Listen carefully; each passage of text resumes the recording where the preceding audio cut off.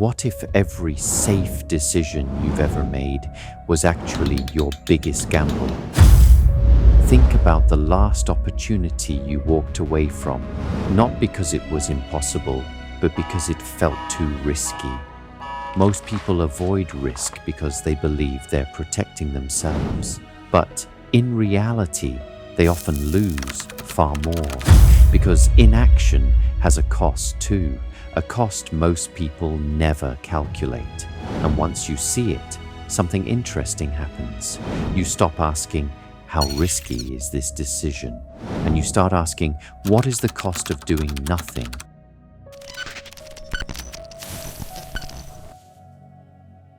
Because the wealthy don't avoid risk, they design it. They build structures where the downside is controlled and the upside can compound. They build risk architecture. There's a reason people confuse gambling with risk. From the outside, they look similar. A founder launches a company, an investor backs an unproven idea, a fund buys into a new technology. It appears bold, but the difference between gambling and designed risk lies beneath the surface. Gamblers rely on outcomes. Architects design probabilities. The gambler asks, will this work? The architect asks, what happens if it doesn't? This shift alone changes how decisions are made. Because when failure is survivable, experimentation becomes possible, and experimentation is where opportunity lives. But this difference in thinking leads to something even more important, not just how people pursue opportunity, but how fragile their system becomes when things go wrong. The real danger in risk is not failure, it's fragility. Fragility means one mistake can destroy everything. A trader with one large leveraged position, a founder whose entire company depends on a single customer, an investor with no liquidity if markets drop. These systems look powerful until they're stressed. Then they collapse. Wealthy operators think about fragility constantly. Before they ask how much they can gain, they ask what could break. And if the system can break easily, the bet is not intelligent, no matter how attractive the upside appears. Because the first rule of compounding is simple: you must survive long enough for it to work. This is where wealth thinking diverges from gambling. Gambling seeks large wins. Architectural risk seeks asymmetric outcomes. Asymmetry means the upside is large relative to the downside. You risk a little, you gain a lot. Venture capital works this way. Most investments fail, but a few successes produce enormous returns. The structure absorbs the losses, and the winners dominate the outcome. The same logic appears in many places. An entrepreneur launches multiple products instead of one. An investor spreads capital across opportunities. A company runs small experiments before committing to scale. The idea is simple. You never place your survival on a single outcome. You design a portfolio of possibilities. Some fail. A few transform everything. This creates something powerful. Time becomes an advantage. While others rush towards certainty, architects wait for clarity.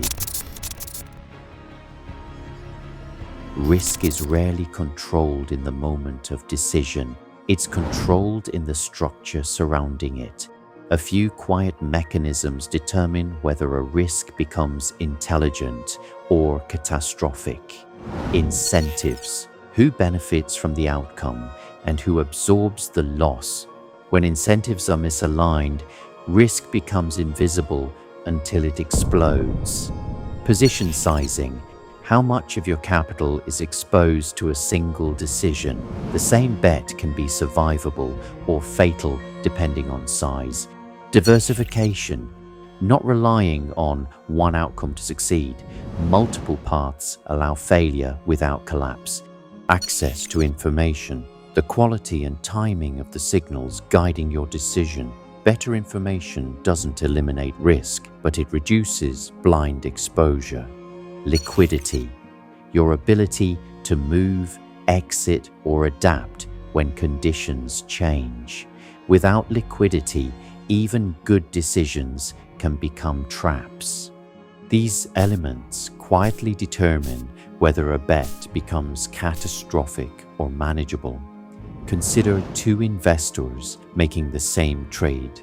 One uses most of their capital, the other allocates a small percentage.